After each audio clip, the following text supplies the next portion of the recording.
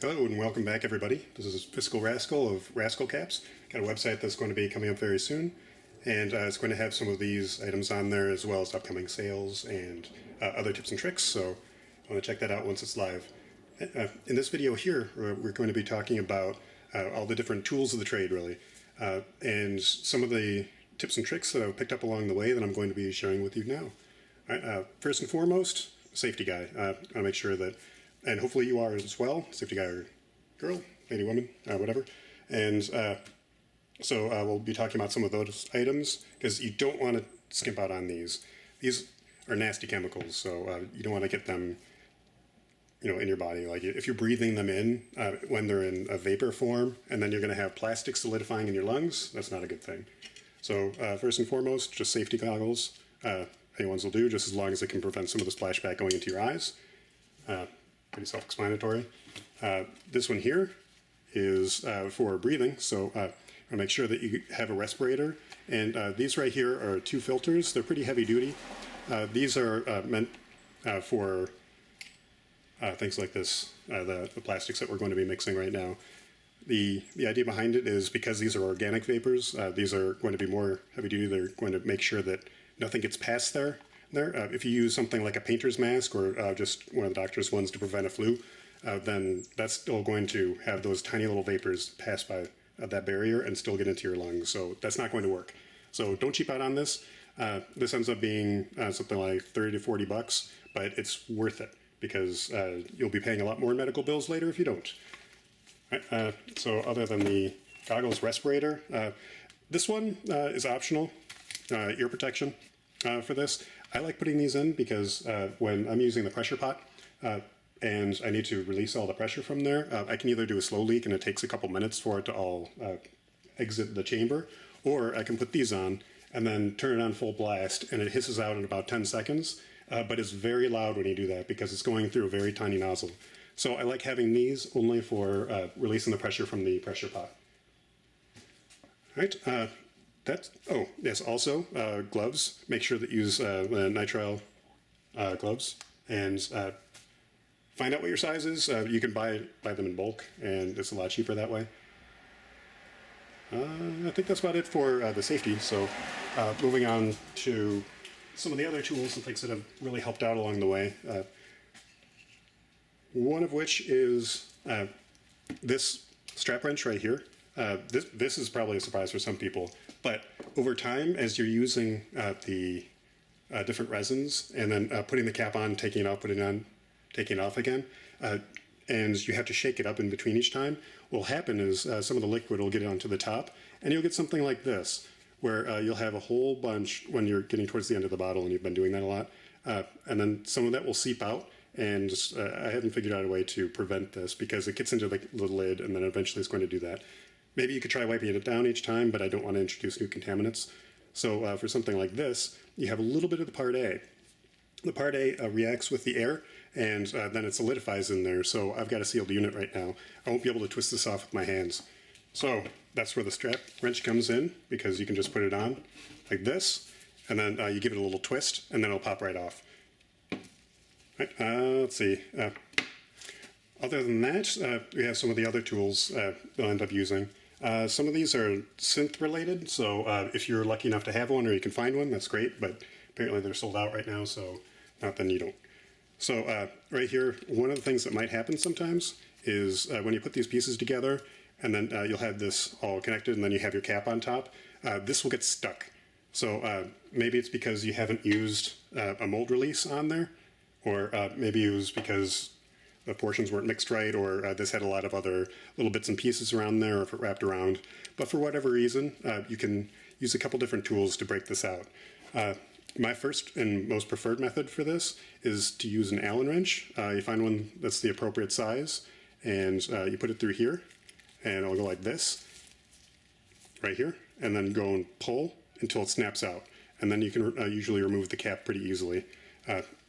And if this trick doesn't work, if you see that like you're practically bending the metal in the Allen wrench, which can happen in some extreme cases, it's happened to me a couple times, then you can go to your plan B, which is right here, a simple shoelace.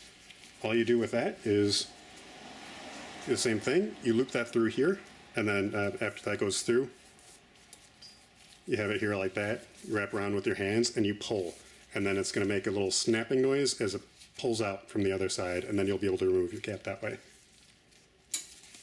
All right, that's just about it for the synth side. The only other one that I was going to mention is, depending on how you have it set up, the other nice thing about this is sometimes you'll have some extra plastic in on the other side, and then you'll, after removing the cap, what you can do is take that same Allen wrench or whatever else you have, and then start to push through here, and the whole piece pops out as one. And I can show you an example here where that happened here. And what you can do is, if you can imagine for a moment, and I imagine I'll be able to push this kind of back in a little bit, but you push it and then it all comes out as one piece. So you're not picking all the little pieces off of here all at once, because it all comes off at once. It's really nice. All right, so that's it for the synth tips. Now, next up, I want to talk about some of these other tools that you use in here and what they're for, and then we can talk about setup last. That'll help speed up your process. And that's the goal here, because you want everything within reach and easily accessible, because you don't really have a lot of time, especially when it's setting, to look around for your different items and tools. So some of the other tools, this one right here is a flush cutter. This comes in handy for a lot of different reasons. My personal favorite, though, is when you're making your molds, you're going to have lots of extra little pieces here and there. You can use these flush cutters to pop off the extra pieces, and then it'll be nice and smooth for that, so then you won't have any bumps when you're using either your synth or something else. All right, this is also great for plastic because you can snip off little pieces here and there. All right, so I would highly recommend getting some flush cutters.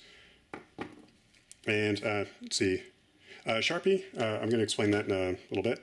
An X-Acto knife comes in really handy when you need to carve or finish one of your pieces or during the process for it, because you can just cut into all the little grooves. This is dependent on what you're using it for. Same thing with little brushes. These come in handy for a couple different things. Some of the different techniques can use brushes for it, like you can brush stuff on. The other one, though, is for brushing on some Vaseline or equivalent, because there might be times when you're making molds and you need to have a part that's not going to stick to something else, so you'll be able to use the Vaseline to disconnect it easily. Another handy tool, now you can use whatever you want for this, but I like using a pick, and this one is my favorite because it has the pointy side and it also has a curved one, because there might be times in here, oh, I guess we're talking about the synth again, where there might be little pieces, and then there's some leverage that you can use with this to pop the pieces out. This is another reason why you want to be wearing eye goggles or some other kind of eye protection, because sometimes these pieces can fly out fast, and that's not something you want in your eyes. Right, and then also for the other side, you can do a little bit more scraping with the other side. It's metal against metal, so you want to avoid doing that as much as you can, but sometimes it's unavoidable, so you can do that, as well as pushing little plastic pieces through, like this. All right, let's see, last one here. We're talking about our needle files. You can get some of those in various different sizes, come in handy for various different reasons. All right, I think that's about it for the specific tools. Some of the equipment and the prep, I can show you that now. First of which is with these plastic cups. And so try to find the clear ones if you can. I'll show you the difference between them. There's opaque ones and there's clear ones. There's a big difference between these when you use them. If you use the clear ones, they're all right. But if you're using these somewhat opaque ones, like that, then these, when you're mixing resins in here, will actually eat through this plastic, and then they'll leave little rings on your workspace. So you can see right now I've got wax paper on there, and that's so if anything drops on there, the wax paper catches it, it preserves your workspace. All right, but it's very, very important the type of plastic. So once again, don't use this, use the clear ones. All right, another nice benefit of these is if you have a couple different formulas of resin that you're using at the same time, so maybe that's part of your own secret recipe, then you can mark the bottom of them. So that's what I like doing. So if I use like Smooth On 300 for one, I'll put a 0 underneath there, And then if I'm using 325, I'll put a 5 because I know that that's it. But you're drawing it on the bottom so it doesn't mix with your resin. And make sure you just draw it backwards so it looks right when you do it there. All right, and then next up, we'll talk about some of the other tools. I would recommend using something like these pipettes here, which are used for measuring. There are ones that are marked, and there are ones that are not marked. So I made a mistake a while back and ordered some that are not marked on here. So I use these just for pouring, and then you can draw with them as you're pouring the stuff out, which I can show you in a different video. But yeah, make sure you have the marked ones. One downside to these marked ones is it's very difficult to see where the lines are. In fact, I don't know how well it's going to be showing up on the camera. So for this, I'll show you what I do is something similar to marking these with a Sharpie. You mark the lines on here so you can see exactly where it is. So in this case, it's 3 milliliters, so I know that as soon as it goes up to this line here, I don't have to look real close at it with my old man eyes and see what's going on. The other thing that I do is I mark the formulas for each. So this one is part A300 and B300 because if I'm doing this a couple times, I don't want to keep throwing these out and then pulling new ones. So I try to be as efficient as possible with that. All right, so you have those. The last thing here I wanted to point out, and that isn't view, is this little piece right there. So I just use some extra serving cups that you get from carryout or from restaurants or whatever. And so this one has seen a lot of use over the last couple months. And as we're going and then squeezing out these little bits, the first time it's okay as you're squeezing with the bulb on there in order to get the amount, but then future times there's going to be a little bit of extra. So as soon as you squeeze down here, it's going to spray out. So I like to have it aimed over here and a spray out, and then it's going to react with each other in there, and then so it's going to keep filling it up with solid plastic. So this is all solid plastic that's in there right now, because I'll squeeze it out right here and then draw in from the bottle, and then I'll be able to put it in here for each one of those. And then, I haven't talked about the paper towels they have right over there. Make sure that those are nearby in case there's any spills or anything else. You don't want to go scrambling for those, so it's nice to have those nice and handy. Okay, so other than the pipettes or bulb syringes that we're using, there's a couple other tools, one of which are these right here. So I like using the wide tongue depressors for that when you're using it for mixing. You have to be careful about what type of mixer you're using though, because resin is very, very sensitive to moisture. All right, so if you're in a humid environment, you have to be very careful with this. I'd recommend storing your chemicals indoors if you can, and then bring them out only when they're in use, and then bring them back inside again. All right, and I can show you some examples of what happens when you don't do that. The other reason why I bring up moisture is because wood will collect moisture in the air. I know you're not able to see it this way and you can't squeeze it and drops of water come out, but using little stir sticks like this, which I'll get to in a minute, these can collect moisture as well. So if you're using these as stir sticks, you're actually introducing moisture into your mix, and it can actually cause contamination in there. So one example that I have here is with the Mach 1 caps that I have, which was a successful sale. I'd like to mention that too. It was very overwhelming to hear the positive reactions from people in the community. It was overwhelming. I don't really have words for it, but yeah, just the personal messages from everybody and the support and everything. But anyway, what ends up happening when you're mixing all the different pieces together is it'll start to collect some of the moisture, and then so it'll react differently.